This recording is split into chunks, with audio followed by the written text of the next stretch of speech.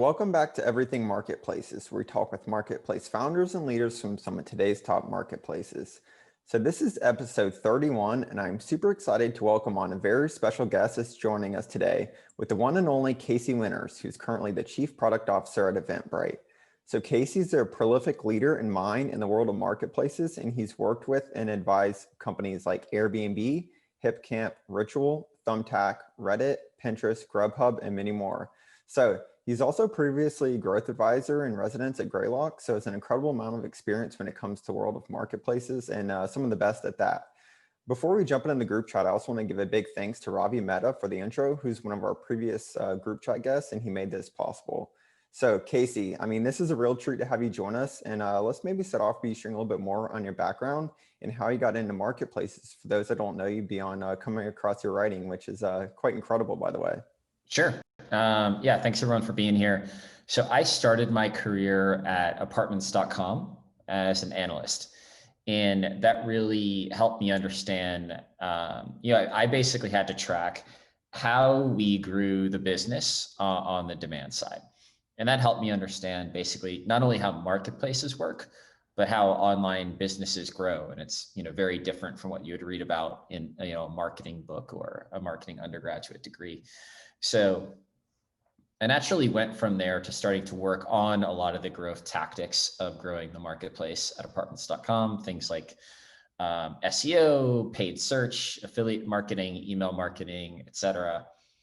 We internally were launching a bunch of related businesses, and I worked on a lot of them. We did like a last minute apartment business. We did a rental homes business. And then we launched a competitor to Zillow and Trulia called Home Finder. And I joined that pre-launch and I led all of the analytics, online marketing, and biz dev. And I did that for about a year and a half. And two former Home Finder engineers had started a company called Grubhub. They had recently raised a 1 million Series A, which I know sounds like a small seed round today, but that's what Series A is looked like back then, especially if you're in Chicago.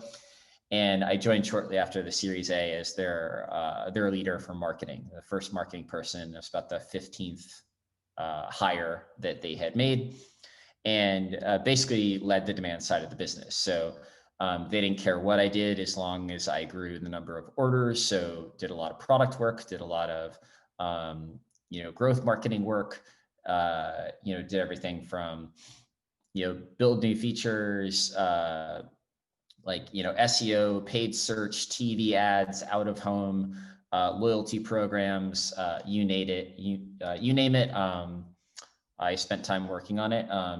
Did a lot of the market expansion playbook. We were in 3 cities when I joined, and scaled that out to the entirety of the U.S.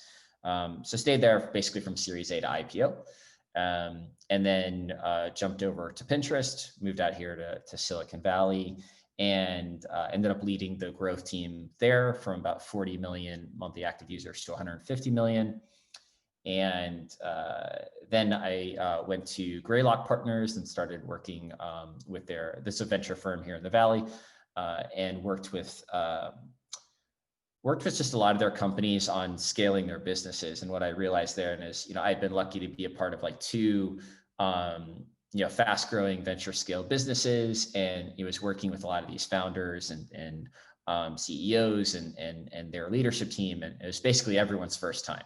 So just the fact that I'd been through it a couple of times, I knew, what was normal, what was not normal, what things to focus on, what things not to get distracted by. So I decided to lean into that. And I basically launched a full-time advising and consulting business. Worked primarily with marketplaces and in a little bit of SaaS companies.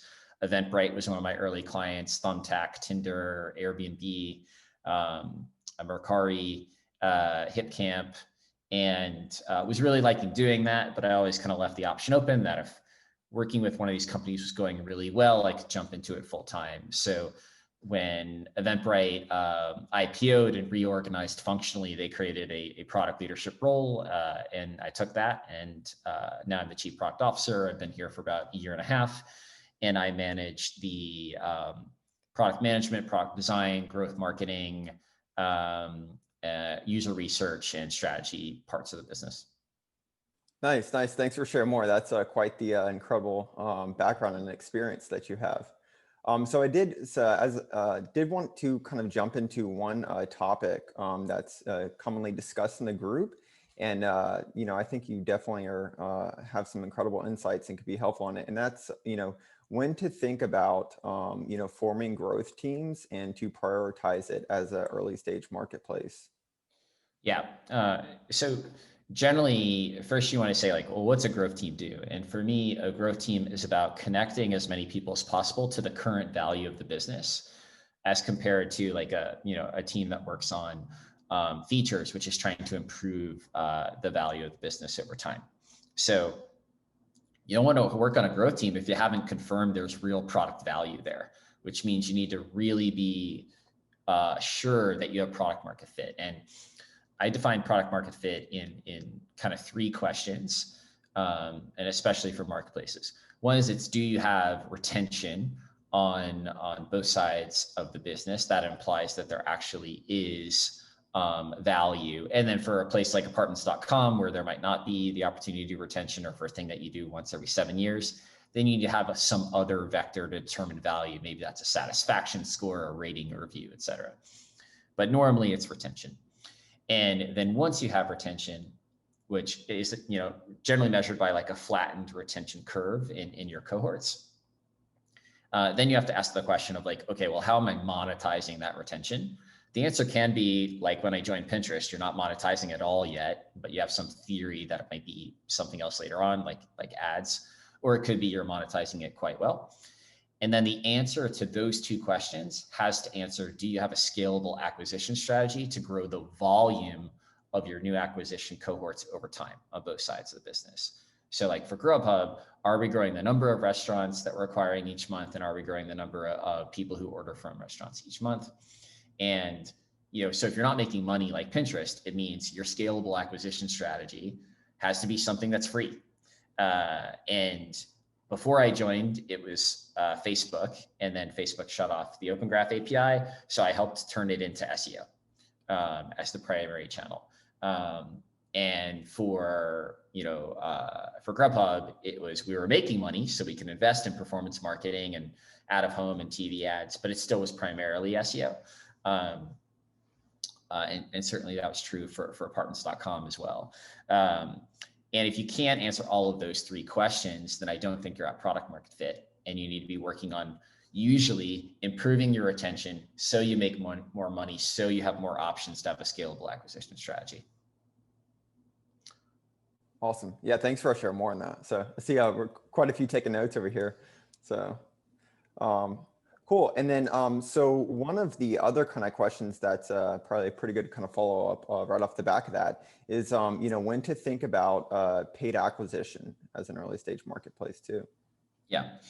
So there's I separate this into two elements, which I call like Kindle strategies versus fire strategies.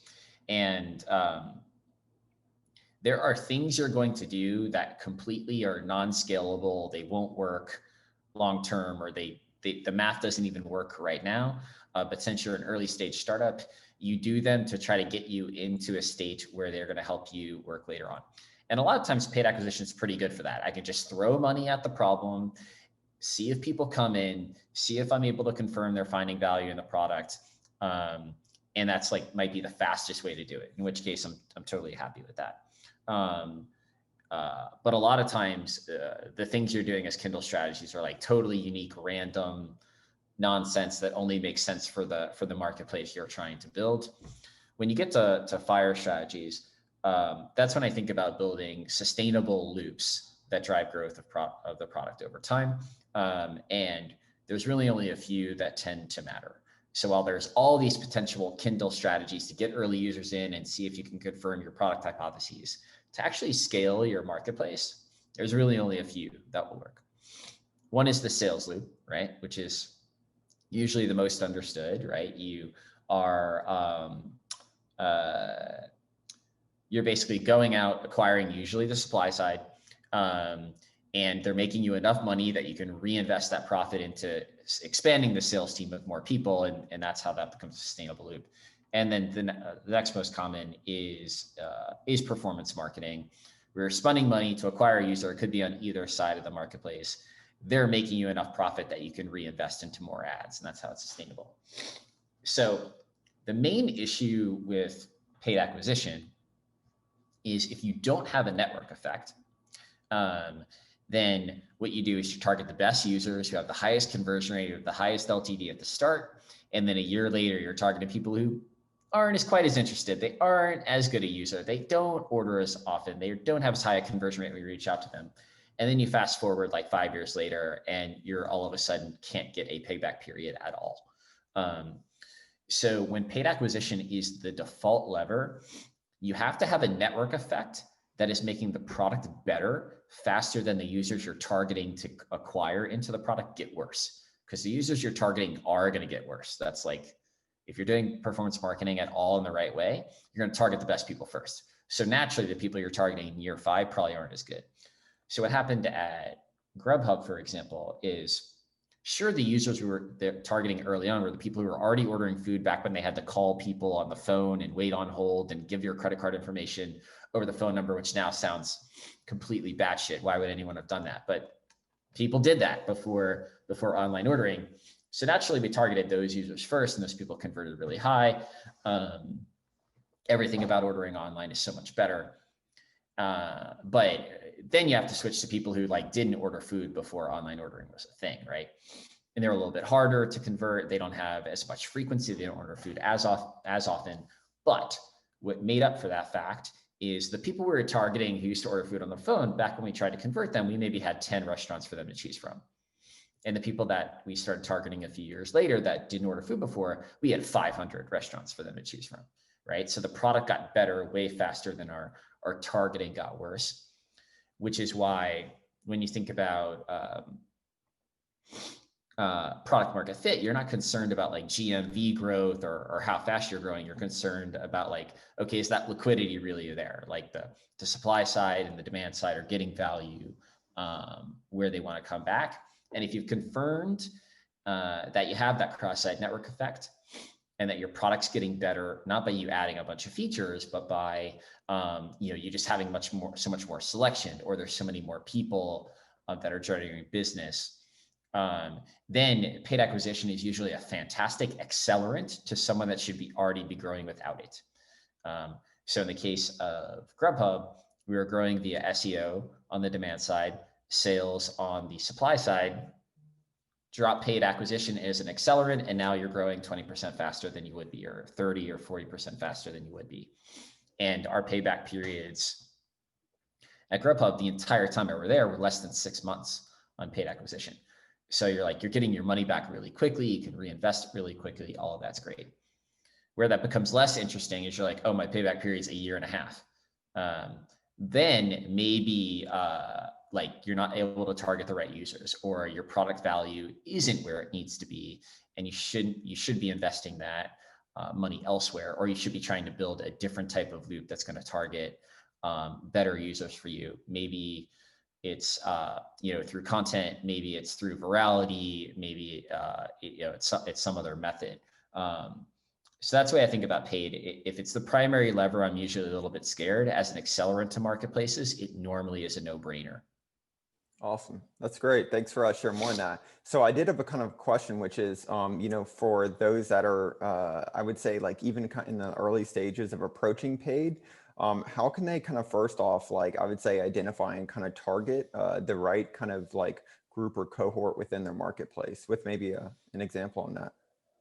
Yeah, I mean, most of the time these days, well, first off, it depends on, is this a thing that already has a lot of existing demand or not, right? So in the case of Grubhub, there were people ordering food before we existed. There were people searching for food delivery terms on Google. So we just went and targeted the people that were already looking for it, right?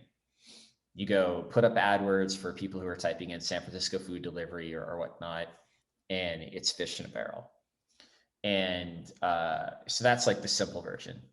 The harder version is they don't even know to look for your thing, but if they were aware of it, they would pursue it and they'd find value in it. Then you skew more towards like the Facebook ad side of the business. And normally, if you're an early stage founder, just get started with lookalikes. That's like the easiest way to think about it. And for those of you who are less familiar, lookalikes are like, hey, here are people who did something I like in my service. And then you just tell Facebook to go find people that look exactly like them by uploading their email addresses. So that's usually the best place to get started if you feel like you need to generate demand versus go siphon it from a source that already has it, like Google usually. So those would be the two types. It's just generally you're not going to start by having amazing payback periods on paid acquisition, whether it's Facebook, whether it's Google. What you have to do is grind on optimization of a few different levers. So like, for example, when I started at Grubhub, I was like, okay, let me kick up paid acquisition with Google. And then at the end of the first month, I think my payback period target was like a $15 CPA. And at the end of the first month, I was at like 35 or something. And I was like, okay, I'm within striking distance. I could continue working on this and get down to where I need to get to. Some of the other tests I was doing in other types of channels were more like over $100 CPA. And I was like, I'm not optimizing my way down there. Like, I'm just gonna like stop doing that and focus on these things that are closer. And depending on if it's Facebook versus Google, you're gonna do different types of optimization to get ultimately your CPA down. And that could be like how much you spend on creative versus text versus targeting. They're kind of different levers. But the thing I try to make sure founders and early stage people remember is like all of that optimization at the ad level is great.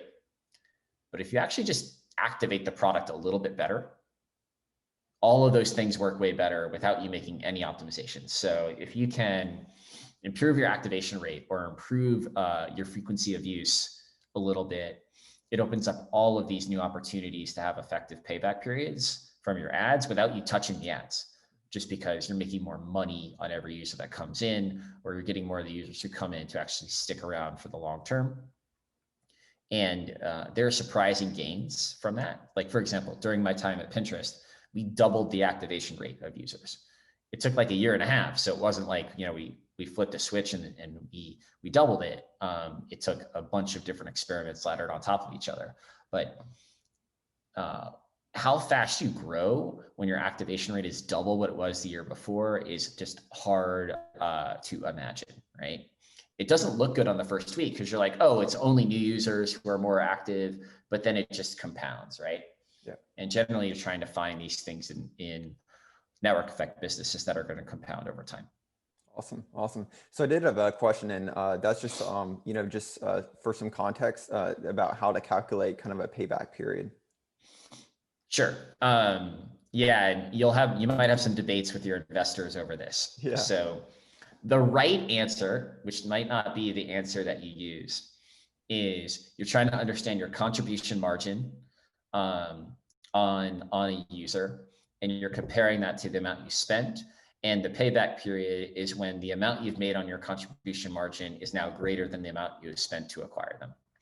And usually you're going to do this at a channel by channel level. So you're going to have a Facebook payback period and a Google payback period and an incentivized referrals payback period. And some of those are easier to control than others. A lot of times at the early stage, you don't really understand what your margins are, or your margins are upside down and you're going to figure it out later. And certainly some even public companies haven't figured out their margins, like Uber.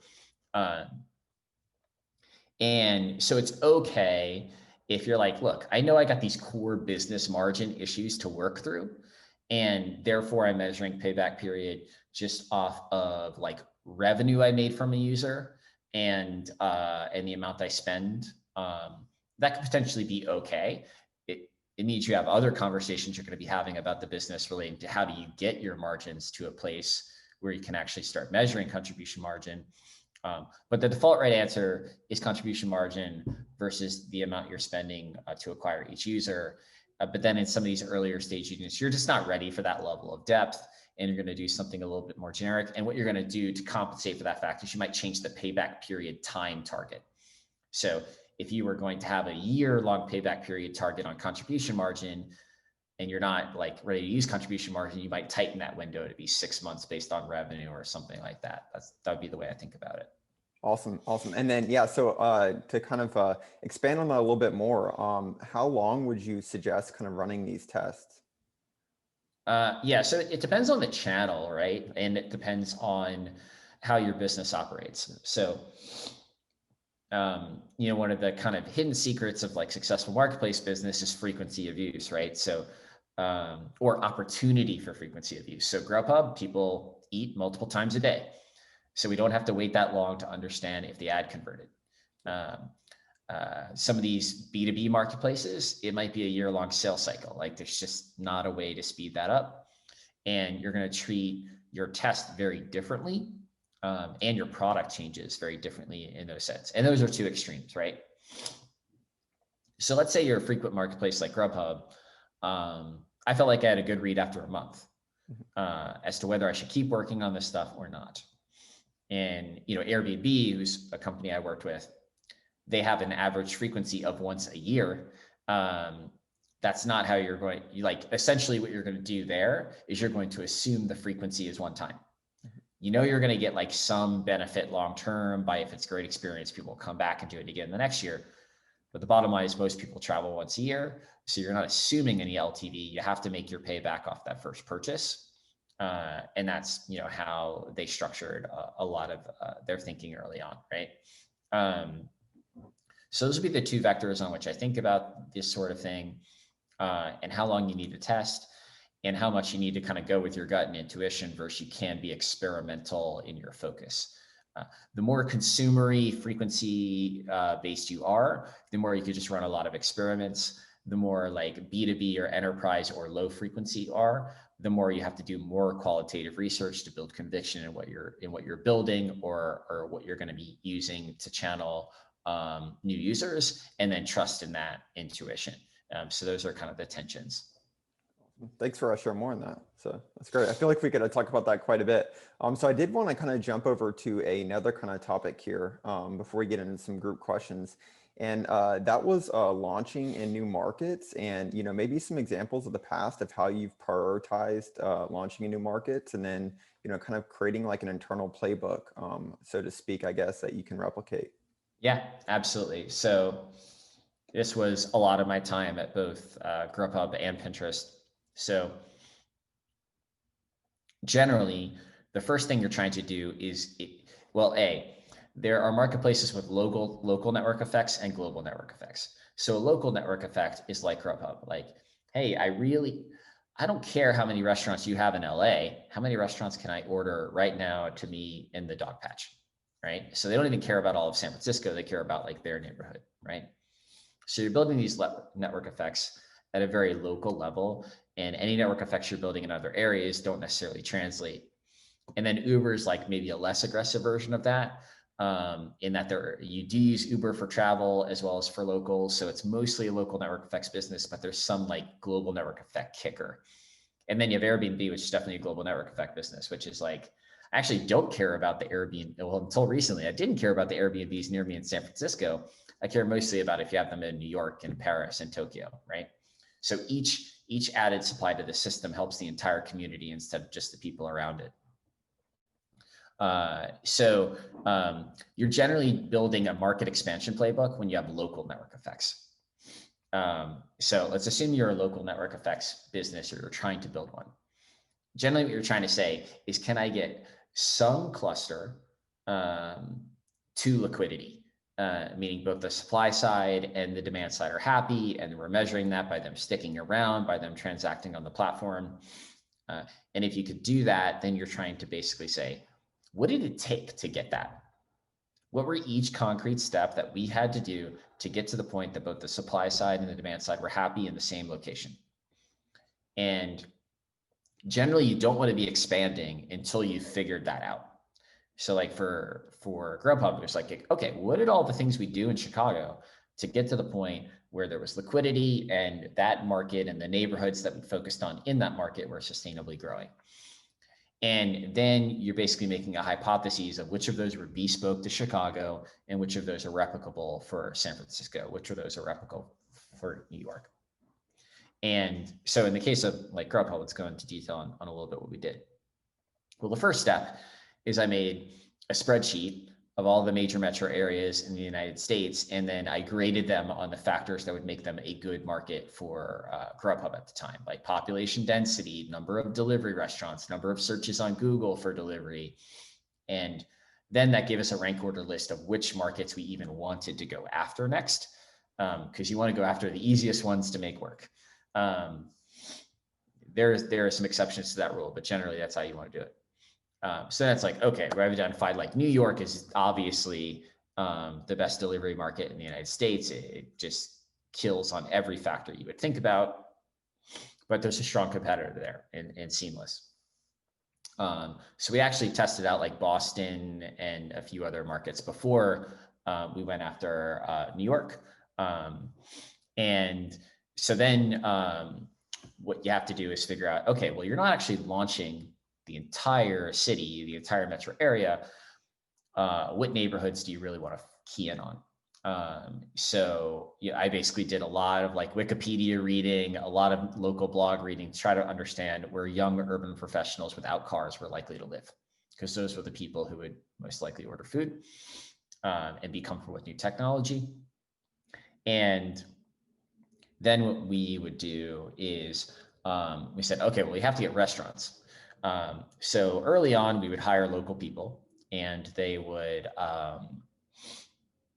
they would start contacting restaurants and start signing up contracts. And then we figured out, hey, this doesn't actually need to be a local thing. So we did a process called paratrooping, where we take a good salesperson, usually in HQ, we'd fly them out there for 2 weeks, and they'd be able to come back with 50 contracts to try Grubhub just by knowing where to hunt. So I tell them this neighborhood, here's the list of Yelp restaurants you should go target. If you find any other restaurants along the way, that's cool. They would usually come back with 50 contracts. And then from there on, it was my job to make sure those restaurants wouldn't churn. So we basically would take those restaurants, turn them into neighborhood plus cuisine clusters of terms, like Thai restaurants in Nob Hill. If we had enough of those, create an SEO landing page, start bidding on Google AdWords. And basically we figured out that we had 4 months to get those restaurants orders before they would start churning, because they knew you're building up a new city, they have some patience, and they don't pay you when they're not getting orders. So they don't feel like they're missing they're being charged. So basically I had this lead time to get the demand side working if I was given 50 restaurants. And we replicated that in pretty much every city across the US. And then we had these tripwires of once we have enough users and once we have enough restaurants, we could start expanding into other things that are now ROI positive, like transit advertising, which was extremely ROI positive. And bigger spends, more experiments at a city level, generically out of home, things like that. So, and look, it didn't always work. Like San Diego was a total dud because we didn't get the right restaurants when we launched. But pretty much every other time we were able to scale that playbook successfully. Pinterest is a little bit different version of that. It's more of a country level network effect you're trying to build. So basically just had to travel to a bunch of those countries and figure out why the core product wasn't working and make a bunch of core product changes to feel like the product was truly localized to every new user who joined. And that worked out really well also. Awesome. Those are great examples. Thanks for sharing more on that. Mm-hmm. So cool. So we're going to jump in here because I'm getting some messages with some questions from the group. But I did want to ask one kind of question right before that though, which is, are there any common misconceptions with, marketplaces for early stage founders?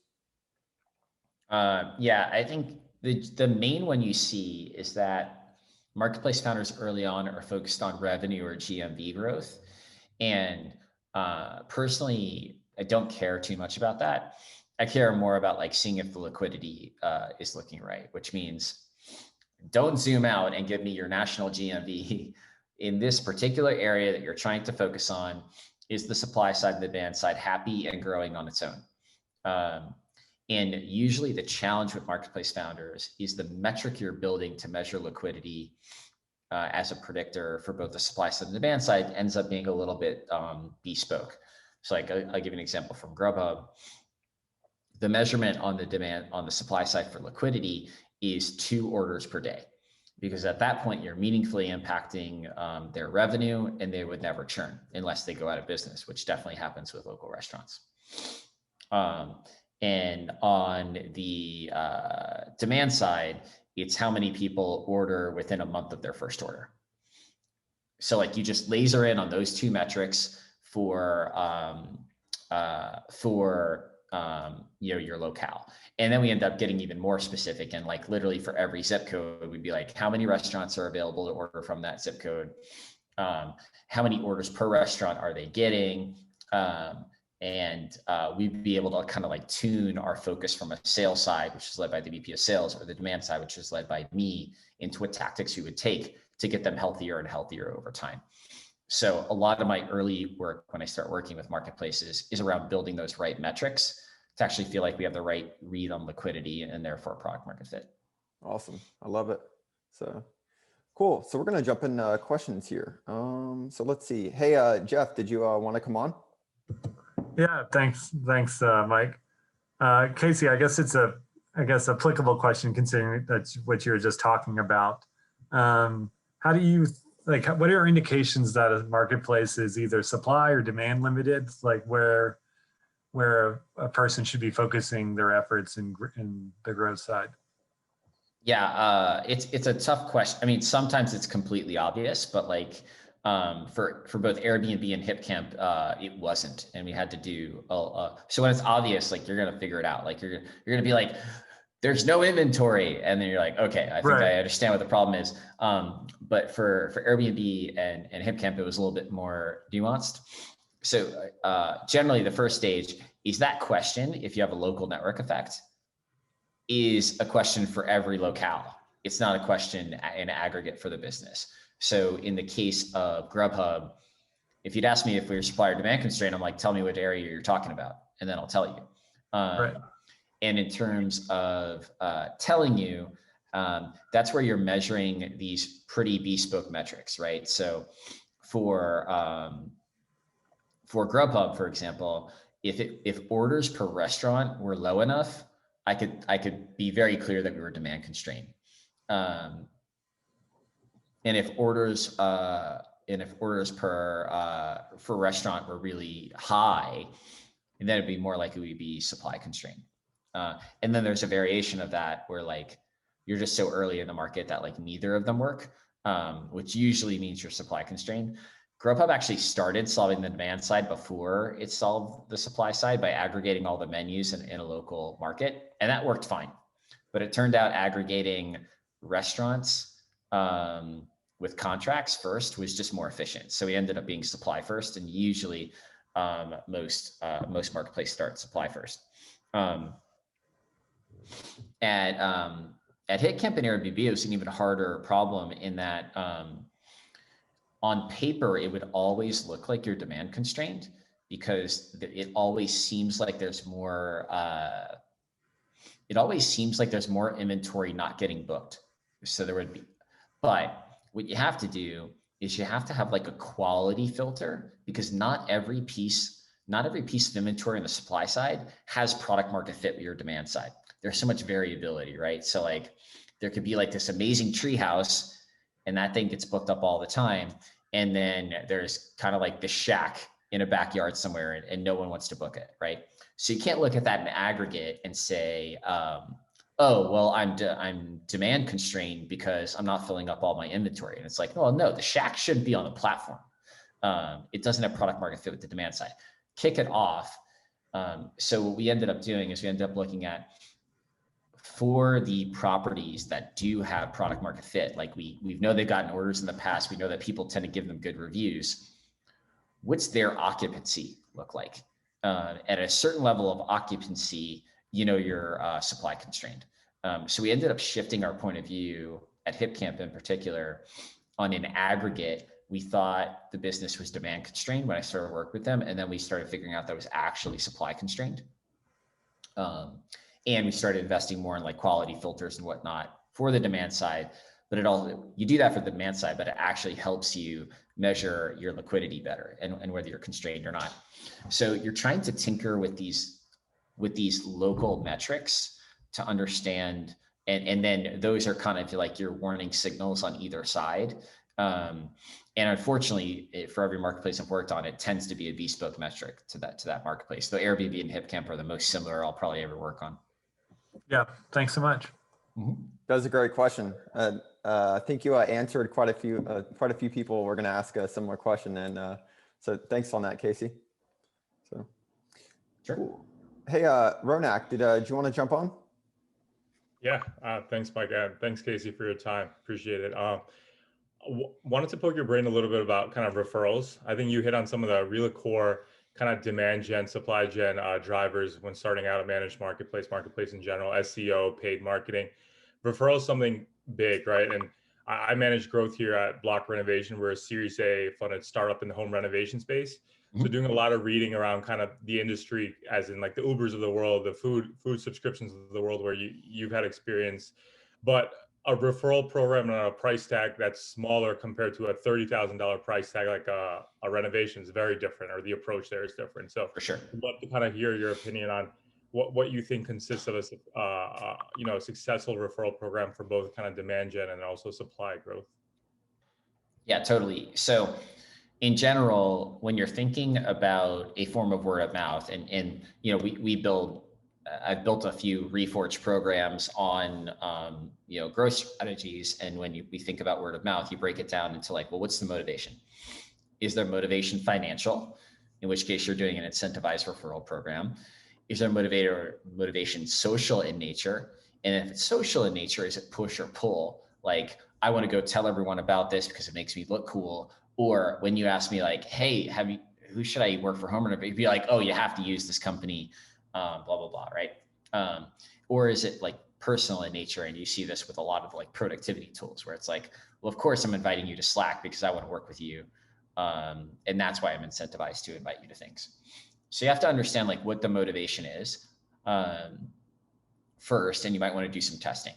It might not involve any financial incentive at all because that's not what they're motivated by, right? And home innovation projects, and there's kind of two versions of that. And like home innovation projects generally aren't handled by one person. So there's like referrals on who actually ends up working on the supply side between like the contractor or the subcontractor or the designer, but then also on the demand side, right? Like the significant other, or in a B2B context, a lot more people. So, and those people probably aren't financially motivated in terms of the connectors. It's more utility. But let's assume for a second you're narrowing in on like the more traditional financial viral case where it's like, I want to incentivize you to tell other people about this. Generally, everyone starts with like a give get, right? And that give get is usually basically you splitting your payback period CAC target in half, right? So like, oh, if I make $15, I give you 7.5, I give you 7.5, cool. And then you're building an economic model over that based on, are you having trouble incentivizing invites, or are you having trouble incentivizing redemptions? In the case of Airbnb, we split that mix quite significantly, right? Where like it wasn't an equal amount to the inviter versus the invitee because there were different constraints on the model. And effectively, there's elasticity on both sides of the market. And you're trying to measure that elasticity over time. And Airbnb got really good at this, which is why, like, if you go through their referral flows, you're like, oh, how the hell did they get to that number? It's like, because they tested the shit out of it. That's how they got to that number. And then for different markets, leading with the monetary amount versus the value of that monetary amount, like free ride versus $10, that can be different. There will be people who swear to you on either side that, oh, you should always do it in value, you should always do it in money. Both are wrong. It depends on the market, depends on the target audience and what they're motivated by.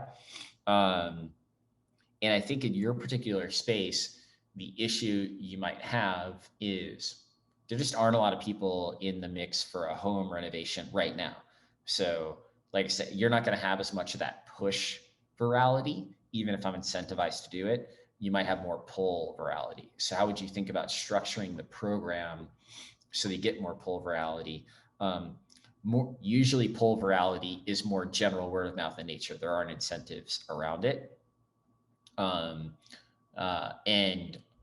what a lot of people do also is they do an incentive around it and it's just lossy.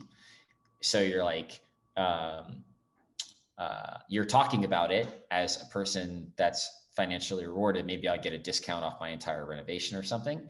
But most people aren't listening because they're just not in the market. And then you hope that when they're in the market, they remember that person was blabbering about it. And then you had a question around like, okay, you have hopefully a different margin than Uber on this. So if your projects are measured in tens of thousands of dollars, should you be giving $1,000 referral fee? And the answer is maybe, right? Like I wouldn't necessarily start there, but like the elasticity for these markets is different in every marketplace. So if you're going to get the same amount of redemption at 100 versus 1,000, then don't give away 1,000. Keep $900. But if you're going to get way more and you could still make that profitable, then you have an extremely compelling value prop, right? And in B2B markets, sometimes there is really big numbers. I mean, just think about like VC scouts, right? And the economics you get from referring companies to the big VC firms. So I can't tell you the answer offhand. You're going to have to do the testing and you're going to have to do the research. They're just giving you kind of a lay of the land of how other people have thought about it. Yeah, no, I've been thinking the same way, the whole value versus price conundrum, right? For us, it's really been like, how do we get into the consideration process faster or stay in there? So rather than giving like $1,000 discount on a $30,000 ticket, is a free design consultation more valuable, right? Because you can essentially take that and go shop it around with other competitors or whatnot, but will always be in the consideration because you got this first one from Block and you can always come back to us. So that's kind of one way. Well, especially if that gets their email address so you can maintain the relationship. And then I think there was a question there, or there usually is questions about this. When you're low frequency, how do you maintain relationships with people so that you're not always just reacquiring them? And that a lot of times that's building a non-transactional product that keeps them in the loop so that when they have a transactional need, they think of you first. So you can potentially expand into stuff like that, where it's like, oh, not only did you get a free consultation, but it's all stored here and all your designs and mood boards are there. So when you actually want to do your remodel, why wouldn't you start there? Stuff like that. All right, awesome, thanks. That was a great question. And yeah, thanks for sharing more on that, Casey. Hey, Ronak, you have to keep us posted in the group on that in the product channel. So. Yeah, we'll be. We're planning to roll out some of these initial tests, both on the demand and supply side come Q1. So we'll definitely keep everyone in the loop. Awesome. Nice. Thanks. Cool. Hey, Ilya, do you want to jump on? Thanks, Mike. Hi, Casey. Nice to meet you. My question is really simple. It's about how do you measure net revenue retention? What's the easiest and best way to do that? And any metrics of what successful net revenue retention looks like? Yeah, it's traditionally more of a like SaaS metric, right? Generally not a core metric I think a lot about for marketplaces, but there are reasons that like it can be like a very important metric depending on the type of supply that you have. If you have in SMB business, there's generally two approaches you can go about it, and there is non-agreement and there's no standardization. But one is you're effectively saying like, okay, do I have a business where the amount of business that will be done for me expands over time? In that case, do I want to be measuring my revenue retention based on all users from the cohort, even those who have churned, or only the people who have stuck around?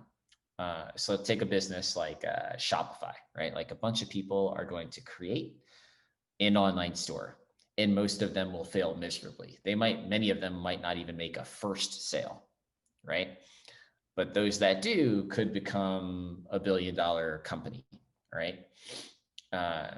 So for a lot of those companies, they're like, hey, like, I don't actually care about all these people who are naturally going to churn out. That's just part of how the model works.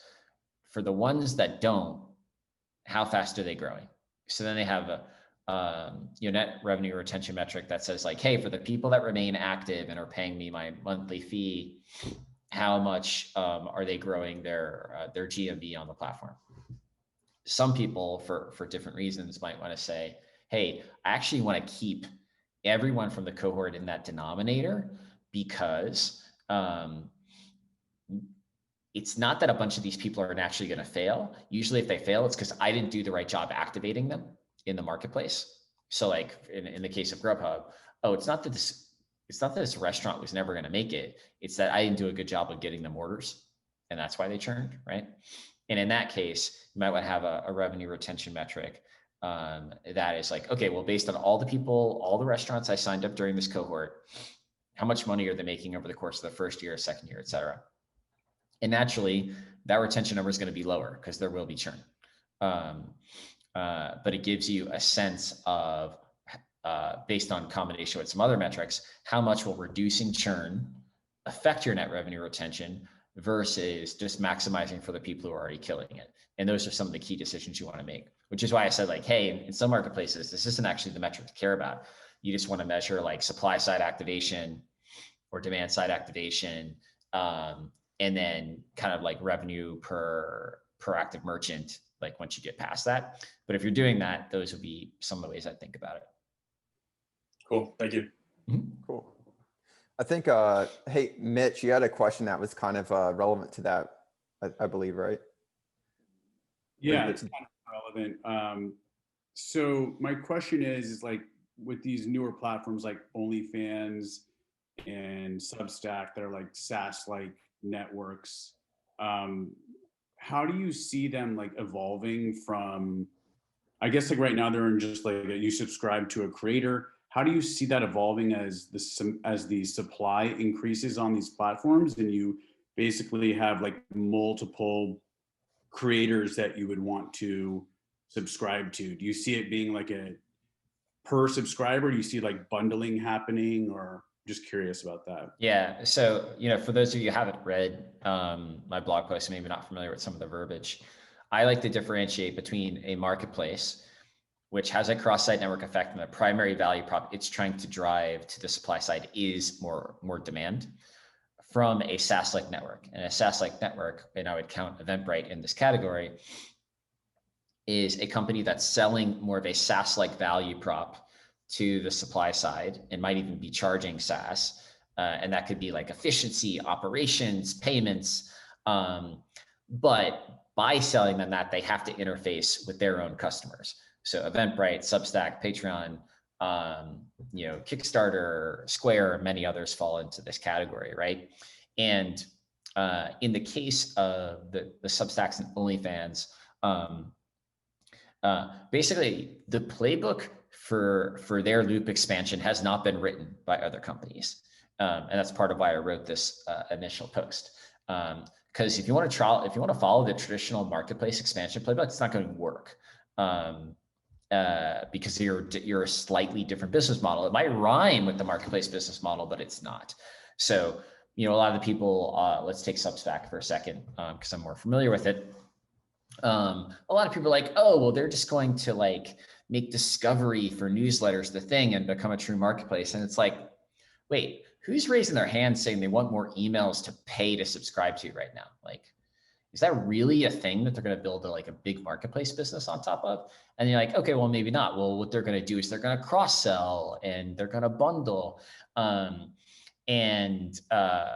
think the answer is like, I don't know what's going to happen there. I think you're certainly going to see, let me take a step back. What the primary difference between a SaaS-like network and a marketplace is, in a SaaS-like network, the supply side is responsible for driving their own demand. That's the big difference. And that's certainly what happens with Substack and with OnlyFans and with Square and with Eventbrite. So then you're like, okay, well, the supplier feels responsible for driving their own demand. what they're going to start doing and what they're going to want the platform to help them with is facilitation of some of these new ideas to get even better at demand. And that can be things like marketing tools, like, hey, Substack, I want more sophisticated email marketing ability than what you're giving me right now. Or it could be like, they want specific ways to integrate with work they're doing on like Facebook or Google, or they want to, like, let's say, Mitch and I both have Substacks. We want to be able to like cross promote each other because it will help both of us grow. We might even want to give each a discount where if you subscribe to both, you get like $5 off each month or something, right? And so I think you'll see them, you'll see the supply side try to dictate to those platforms what new features they emerge so that the supply side can help themselves grow faster. And I think it's going to be necessary for that, because as the largest customers continue to grow, they start looking at that, oh shit, there's someone here at the door. They start looking at that fee and they're like, well, man, 5% is quite a lot for me doing all the work. And then they're going to expect more to stick on the platform, or they might switch and go build a Stripe account and feel like they can take their business with them.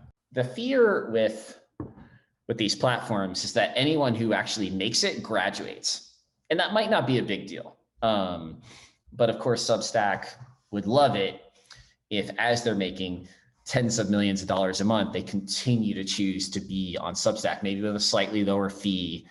But to do that, they're probably going to need to add more SaaS-like value, more so than more demand-side acquisition value, would be my thesis. Awesome. Awesome. Thank you. Mm-hmm. Cool. That was a great question, and it's perfect to mention that the blog post. That was an incredible post, Casey. I'll definitely share that in the group again. So, well, cool. So we're almost out of time right here. So definitely, want to be respectful of that. I feel like we just went to marketplace school. I mean, this is incredibly insightful. So thanks again for taking the time to join us here, Casey. Is there any kind of last, any mention that anything you wanted to leave us with here is kind of earlier stage marketplace founders and maybe kind of, product team leads? Yeah, good question. Look, it's just really hard to go wrong if you're waking up every day trying to confirm the value you're driving to both sides of the marketplace. Once